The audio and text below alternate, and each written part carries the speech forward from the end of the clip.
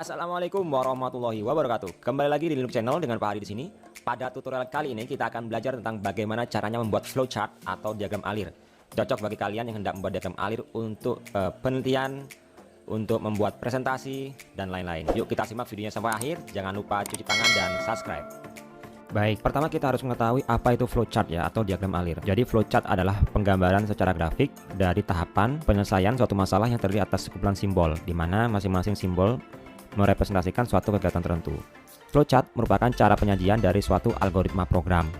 Tujuan dari flowchart diantaranya adalah menggambarkan urutan atau tahapan dari penyelesaian masalah, menggambarkan permasalahan secara sederhana, terurai, rapi, dan jelas. Jadi pada awalnya flowchart itu digunakan untuk menyajikan algoritma program komputer ya. Tapi pada perkembangannya flowchart juga digunakan pada rumpun-rumpun ilmu yang lain, seperti menggambarkan suatu proses dari suatu permasalahan, suatu tahapan, misalkan ada di perkantoran, di suatu perusahaan, atau bahkan menggambarkan diagram alir dalam sebuah penelitian. Oke, jadi ini adalah simbol-simbol flowchart yang umum ya. Yang pertama, ini ada terminal ya. Simbolnya seperti ini. Terminal ini biasanya digunakan untuk memulai suatu diagram alir dan juga mengakhiri. Berikutnya ada simbol input ya, output. Kalau dalam bahasa komputer read atau write, jadi menuliskan input dan untuk mengeluarkan output ya. Jadi simbolnya seperti ini, seperti jajar genjang. Kemudian ada simbol seperti ini, persegi panjang. Ini menggambarkan proses ya, menggambarkan proses dari suatu tahapan. Kemudian ada simbol seperti ini ya. Ini artinya simbol keputusan, yang berarti bisa lanjut atau tidak ya, atau ya atau tidak, putusannya ada dua ya. Kemudian berikutnya ada simbol display seperti ini, simbol display.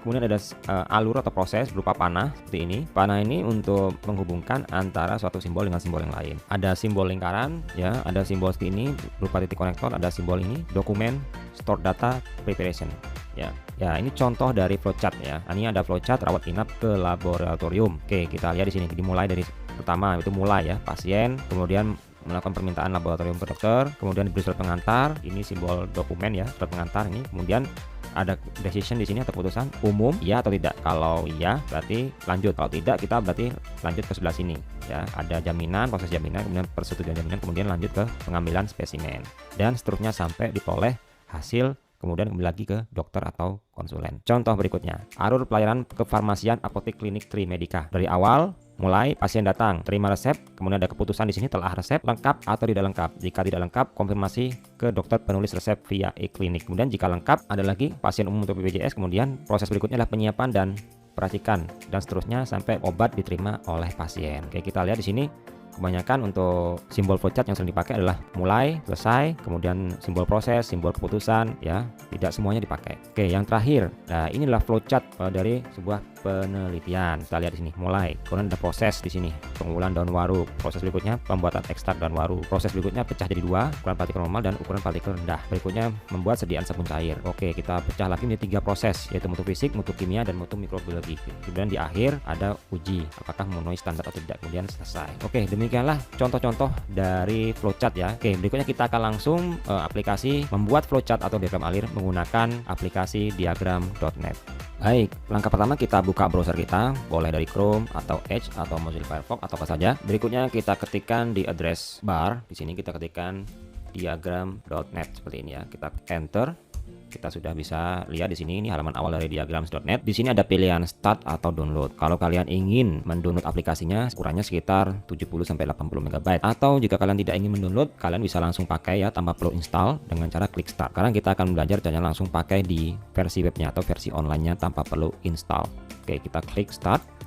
Baik, ketika sudah muncul seperti ini, ada pilihan di manakah kita akan menyimpan diagram. Kalau saya lebih prefer menggunakan Google Drive ya, supaya lebih tersinkron jika saya hendak membuka flowchart di tempat lain. Oke, kita klik authorize.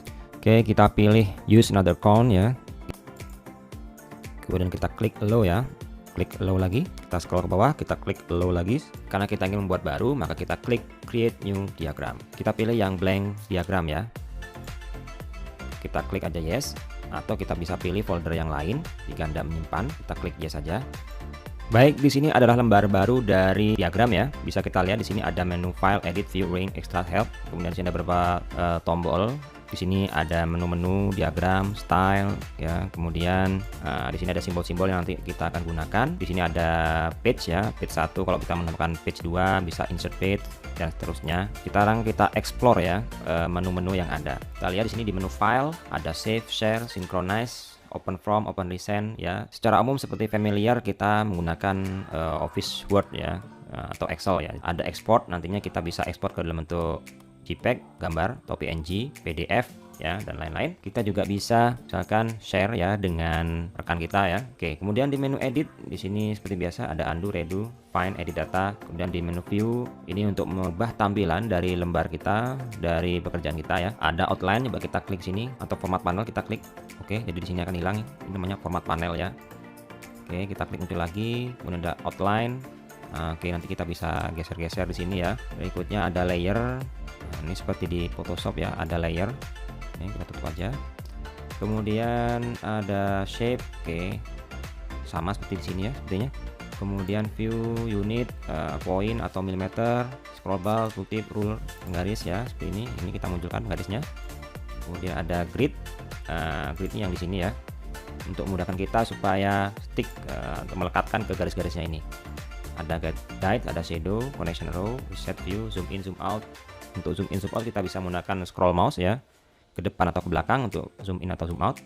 Oke, berikutnya di menu arrange. Oke, ini nanti akan muncul ketika kita sudah mulai menggambar diagramnya ya. Oke, ada extras, theme kita bisa ubah mau yang dark dan lain-lain, dan terang juga. Jadi seperti itu gambaran umumnya untuk menu-menu dari diagram. Berikutnya kita langsung saja coba membuat suatu flowchart ya. Oke, kita masukkan judul flowchartnya dulu. Kita pilih teks di sini ya. Oke, taruh tengah. Nah, ini kita ada guides. Guide-nya ini berguna untuk memandu kita supaya center atau posisinya tengah, rata tengah. Oke, langsung kita ketik diagram alir cara memasak nasi. Oke, ini kita perlebar, tekan kontrol supaya dia tetap center tengah ya, tetap di tengah. Oke, berikutnya kita menggunakan simbol apa? Mulai, berarti terminal ya, simbol terminal, simbol yang ellipse seperti ini. Oke, langsung muncul di sini, kita taruh ke tengah. Oke ya, kita perlebar dengan cara tahan kontrol dengan di drag seperti ini ya. Kok sepertinya ini tidak center? Nah, nanti kita akan atur supaya dia center. Oke, kita langsung ketikkan aja. Mulai. Untuk menambahkan simbol, kita bisa drag dari sini, ya misalkan ke sini, oke seperti ini. Bisa juga langsung diklik. Nah, ini juga bisa. Oke ya. Oke, berikutnya kita juga bisa menggunakan cara yang seperti ini. Ini saya hapus dulu. Oke, kita klik simbol yang pertama. Nah, di sini ada tombol panah ke bawah, ini kita klik. Nah, di sini ada pilihan nanti mau pilih yang mana. Nah, misalkan kita mau input nih, yaitu memasukkan beras ke dalam Magicom. Ya, kita klik yang ini. Nah, otomatis akan muncul. Masukkan beras ditambah air. Berikutnya nyalakan tombolnya. Oke, ini kita klik, kemudian klik panah ke bawah. Ini proses ya. Oke, nyalakan tombol on dari Magicom. Oke, berikutnya kita klik tombol ke bawah lagi. Kita ada keputusan misalkan apakah lampu indikator berwarna hijau. Ini kita perlebar ya, jangan lupa tekan tombol kontrol supaya dia simetris. Oke, ke bawah lagi. Kalau hijau berarti ini ya, ini keputusan ya, berarti nanti ada pilihan ya atau tidak. Sekarang kita bikin yang pilihan ya. Jika hijau berarti matang menjadi nasi ya, matang menjadi nasi. Oke, kemudian selesai kita pilih tombol simbol ellipse ya. Oke, seperti ini. Tinggal kita tambahkan di sini keterangannya. Tadi ada ya. Sekarang kalau tidak berarti kita perlu cek dulu aliran listriknya. Klik di sini, pilih di sini, cek listrik. Ini berarti pilihannya tidak di sini ya. Kita Ctrl C, Ctrl V. Oke, di sini. Ini berarti tidak. Jadi apakah lampu indikator warna hijau? Tidak, maka cek listrik. Kalau sudah dicek, kita ulangi lagi, nyalakan tombol on-nya. Oke, kita pilih di sini ya. Oke, kita bisa drag juga di sini. Nah, seperti ini. Sekarang kita bisa geser juga panahnya ke sini. Oke. Nah, sekarang sudah jadi. Kita bisa rapikan ya sesuai dengan yang kita mau. Misalkan ini terlalu panjang nih, kita rapikan panah-panahnya supaya pendek-pendek aja. Bisa. Ini kita geser. Nah, ini saya contohkan, saya tidak teratur ya gesernya. Jadi kita senterkan, Ctrl Z kalau ada kesalahan. Oke, seperti ini sudah. Oke, tinggal kita geser tulisan ya atau tidaknya tadi. Oke ya. Sekarang kita blok semua, kemudian kita pilih menu range. Oke, kemudian di bagian lain kita pilih center. Oke ya, center. Oke, otomatis semuanya akan ada di tengah. Nah, namun di sini ada kesalahan. Tadi kenapa ini cek listriknya, simbol cek listriknya diikutkan juga. Nah, ini kita geser ya. Seperti ini. Tulisannya juga ikut semua. Oke, sudah jadi. Ya, kita sudah mendapatkan diagram alir kita.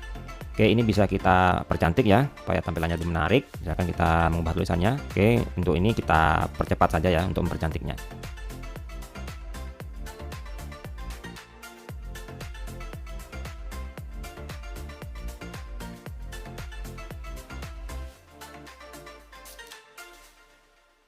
Berikutnya kita ekspor ya menjadi gambar. Caranya klik file kemudian pilih export. Saya sarankan pilih yang PNG ya, kita pilih yang transparent background. Oke, kemudian kita klik export.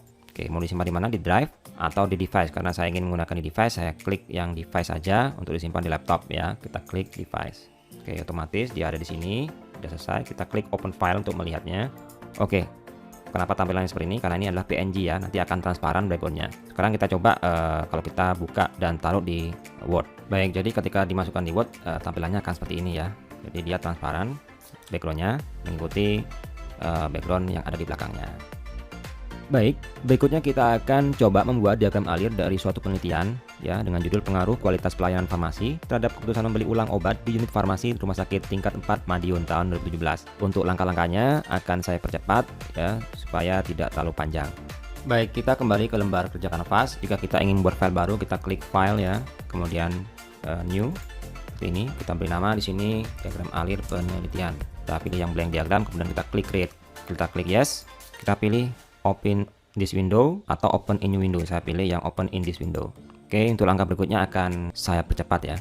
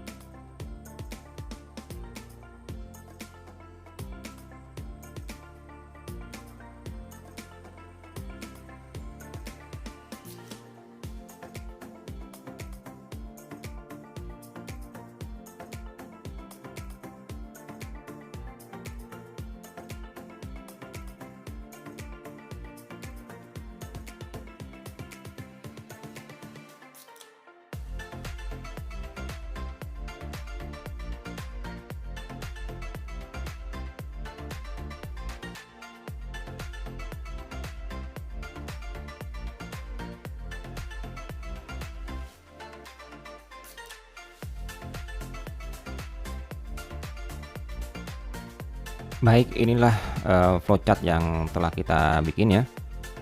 Berikutnya tinggal kita ekspor ya ke dalam bentuk gambar. Dengan cara kita klik file, kemudian export as PNG. Oke ya, kita klik yang transparent background, kemudian kita klik export. Kita simpan di device kita atau di laptop. Kita klik device. Baik, inilah tampilan flowchart setelah kita masukkan ke Word seperti ini.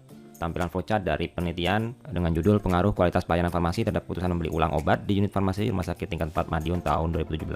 Baik, demikianlah akhir dari tutorial tentang cara membuat flowchart atau diagram alir menggunakan aplikasi diagram.net ya. Semoga bermanfaat dan terima kasih. Wassalamualaikum warahmatullahi wabarakatuh.